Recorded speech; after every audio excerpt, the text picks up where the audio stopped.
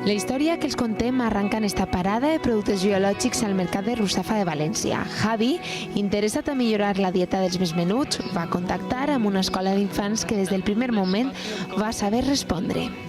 Ellos nos ponen la alegría en la huerta, nosotros le ponemos la comida sana. Y con esta iniciativa AgroLife decidió que lo bonito sería que ellos mismos se cultivaran sus productos. Ara, 3 vegades per trimestre, estos xiquets de 2 a 6 anys visiten este hort ecològic per a cultivar el que menjaran després a escola. Las semillas, ¿alguien reconoce estas semillas de qué pueden ser?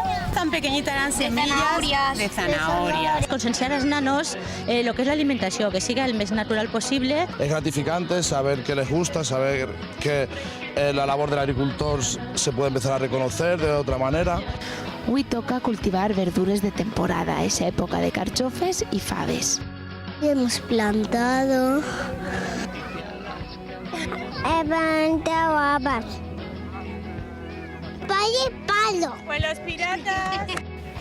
L'experiència aconsegueix que els més menuts accepten millor les verdures al plat, un objectiu que més d'un pare voldria veure complit a la taula de casa.